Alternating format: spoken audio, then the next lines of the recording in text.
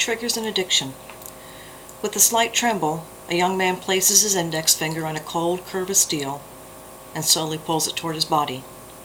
Almost simultaneously, a loud noise rings out, and he drops to the floor. What facilitated the bullet that entered this young man and caused his life to end? A trigger. One pull of the seemingly benign piece of metal, and the course of his entire life was changed. For the addict, the same power can be found in thoughts, situations, or people which can trigger them back into their addiction.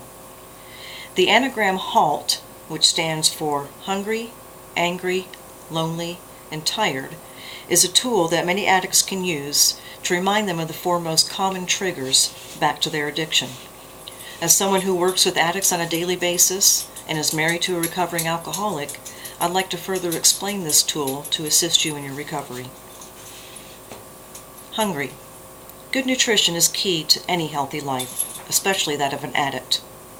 Someone who has abused their body for an extended length of time needs to be certain that they find the road back to recovery, including a healthy diet. Being hungry leads to a drop in blood sugar levels, which is linked to onset anxiety and depression. The normal response to those feelings of depression and anxiety for the addict has been their drug of choice. It's crucial that they not allow themselves to become hungry so that they don't create an emptiness which they have previously filled with negative things. Angry, the second trigger. Sarah Huggins Scarborough, PhD, says, anger is one of the most common characteristic traits continually battled among addicts. We can't avoid anger, so instead addicts must realize that anger will be encountered and must develop coping skills to deal with that feeling.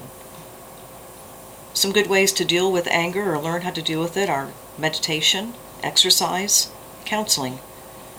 Most important, you have to develop the ability to know that you're going to have to deal with anger and learn how to deal with it in a constructive manner. The third trigger is lonely. The life of an addict is often one of isolation. They isolate due to shame, or they spend so much time being caught up in seeking their drug of choice that they simply have no time for friends or family. It's imperative that an addict develop a community of support. This community can provide physical assistance, feedback, or be a resource for advice and information. But the recovering addict must fill their life with positive things so that they don't resort to the familiar negatives that they've experienced in their former life. The final trigger in HALT is tired. Often the recovering addict is very busy filling their life with new things, meetings, new jobs, new friends, and all are vital to prolong sobriety. But it's important to create a balance in your life, to not allow yourself to become too tired. Thomas Wright, MD, says, sleep is necessary for neuronal recuperation and synaptic homeostasis. Both are essential for prolonged sobriety. Imbalance due to lack of sleep is a key factor in relapse. For an addict in recovery, sobriety is a day-by-day condition. As a Christian in recovery, realizing that one's body is a temple of God, and God desires a pure temple, it's even more crucial to have victory in this area. One of the keys to sober living is to be aware of and be ready to deal with the triggers that can cause a relapse. The acronym HALT provides a guideline for the most common triggers. The letters represent hungry, angry, lonely, and tired. Any or all of these situations put the recovering addict at risk for returning to a life of struggle, dependence,